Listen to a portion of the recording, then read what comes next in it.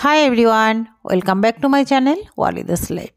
আজ আমি তোমাদের সঙ্গে শেয়ার করব কিভাবে প্রেসার কুকারে মটনের মতো করে চিকেন তৈরি করা যায়। এই রেসিপি হবে একদম মটনের সাথে চিকেন কারি।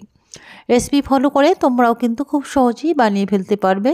আশা করছি তোমাদের এই চিকেনের রেসিপি খুব ভালো লাগবে। ভালো লাগলে একটা লাইক দিয়ে কমেন্টে জানাবে আর বন্ধু আত্মীয়র মধ্যে শেয়ার করে দেবে। চলুন তাহলে দেখে নেওয়া যাক এই চিকেন রেসিপি। এখানে 1 কেজি থেকে একটু বেশি চিকেন ভালো করে কেটে ধুয়ে পরিষ্কার করে নিয়েছি। এবার ম্যারিনেট করে নেব। এখানে 2 চা চামচ দিয়ে দিলাম আদা রসুন পেস্ট, যেটা আমি একসঙ্গে পেস্ট করে রেখেছি। 1 চা চামচ হলুদ গুঁড়ো দিয়ে দিলাম। এখানে 2 চা চামচ ধনিয়া গুঁড়ো আর দিয়ে দেবো 2 চা চামচ জিরে গুঁড়ো।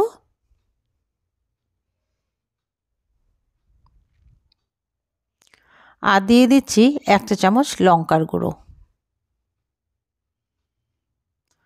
আর এখানে হাফ কাপ পেঁয়াজ, যেটা আমি কুচি করে রেখেছি। আর এখানে 2 টেবিল চামচের মতো সরিষার তেল। এটা দিয়ে ভালো করে আমি ম্যারিনেট করে নেব। ভালো করে প্রথমে মেখে নিতে হবে, যাতে সবগুলো উপকরণ মাংসের ভেতরে ঢুকে যায় বা মশলাগুলো মাংসের ভেতরে ঢুকে ভালো করে মেখে নিতে হবে। এইভাবে ম্যারিনেট করে নিলে খুব ভালো হয় রান্নাটা। আর সবশেষে আমি এখানে লেবুর রস দিয়ে দিচ্ছি, তাতে করে চিকেনের কোনো আস্তে গন্ধ থাকবে না, কোনো রকম গন্ধই থাকবে না। 1 চা চামচের মতো লেবুর রস দিয়ে দিলাম। দিয়ে আবারও ভালো করে একটু মেখে নেব। আমার মাখা হয়ে গেছে। এবার একটা ঢাকনা দিয়ে 1 ঘন্টার জন্য রেস্টে রেখে দেব। এবার একটা আমি প্রেসার কুকারে পর্যাপ্ত পরিমাণ তেল দিয়ে দিলাম। এখানে আমি 5 পিস আলু কেটে রেখেছি, সেটা ভেজে নেব। আর এই তেলেই রান্নাটা করে নেব, এই জন্য তেলটা একটু বেশি দিয়েছি। এখানে সামান্য হলুদ গুঁড়ো আর লবণ দিয়ে ভেজে নেব। আলুটা লাল লাল করে ভেজে নিতে হবে। আলুটা একটু নেড়ে চেড়ে আমি একটা ঢাকনা দিয়ে ঢেকে একটু সেদ্ধ হবে, ভাজা হবে, এরকম করেই তৈরি করব। প্রেসারের ঢাকনাটা দিয়ে দিলাম, আবারও একটু নেড়ে চেড়ে নিচ্ছি। এটা যতক্ষণ না লাল লাল হচ্ছে ততক্ষণ এভাবেই কিন্তু ভেজে নিতে হবে। আলুটা ভেজে নিলে রান্নাটা খুব সুন্দর হবে। আলুটা গেলেও নরম হলেও গলে যাবে না। আলুটা ভাজা হয়ে গেছে, এবার উঠিয়ে নিলাম। ওই তেলে কিন্তু রান্নাটা করে নিচ্ছি। 4-5টা ছোটো এলাচ দিয়ে দিলাম, আর 2টো লং, 2 টুকরো দারুচিনি আর একটা তেজপাতা। আর এখানে আমি 2টো ছোট ছোট সাইজের পেঁয়াজ কুচি করে নিয়েছি, সেটা দিয়ে দিলাম। যতক্ষণ না পেঁয়াজটা নরম হচ্ছে ততক্ষণ এটা ভেজে নেব। তারপরে আমি দিয়ে দিচ্ছি টমেটো।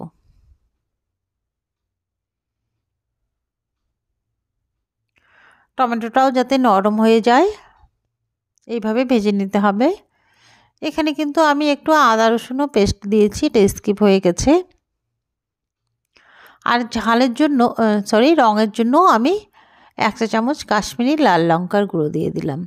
তেলের মধ্যে এইভাবে লাল লঙ্কার গুঁড়ো দিলে খুব সুন্দর একটা কালার চলে আসে। এটা ভাজা হয়ে গেছে। এবারে আমি ম্যারিনেট করা মাংসটা দিয়ে দিচ্ছি।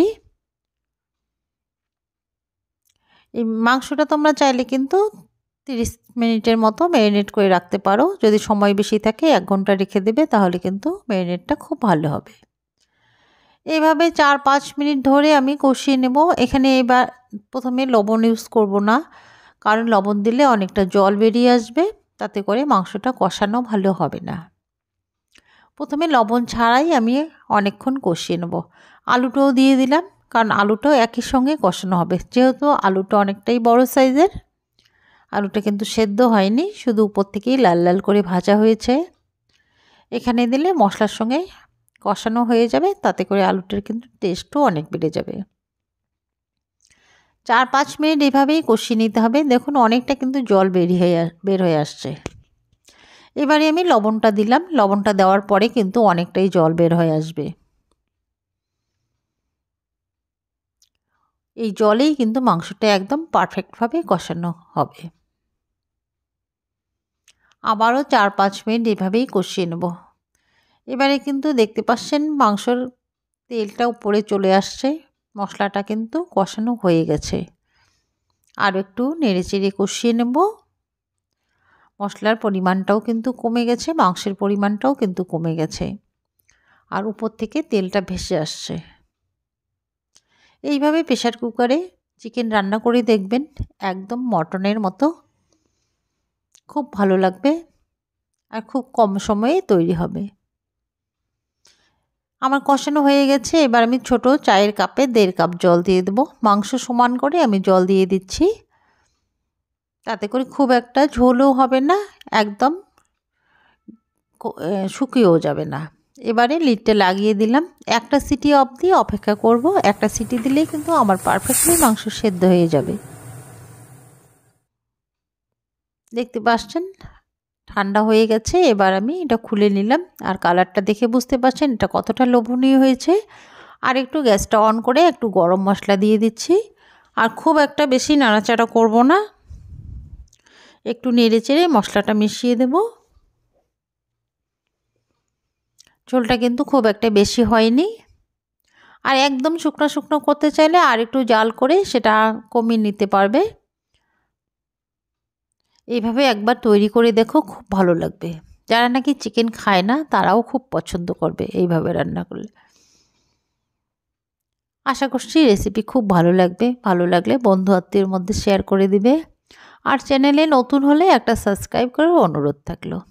সাবস্ক্রাইব করে পাশে থাকা বেল নোটিফিকেশানটি তোমরা অল করে রাখবে, যাতে করে আমি ভিডিও আপলোড করলে সর্বপ্রথম তোমাদের কাছে চলে যায়, আর তোমরা আমার এই নিত্য নতুন রেসিপি দেখতে পারো। দেখে কিন্তু বোঝা যাচ্ছে এটা কতটা টেস্টি হতে পারে, আর একদম মটনের মতো পাতলা ঝোল। এটা সাদা ভাত পোলাও যে কোনো সঙ্গেই পরিবেশন করতে পারবে। আজ এ পর্যন্তই, দেখাবে পরে আরেকটি নতুন রেসিপিতে। ততক্ষণ পর্যন্ত তোমরা ভালো থাকবে, সুস্থ থাকবে। ধন্যবাদ।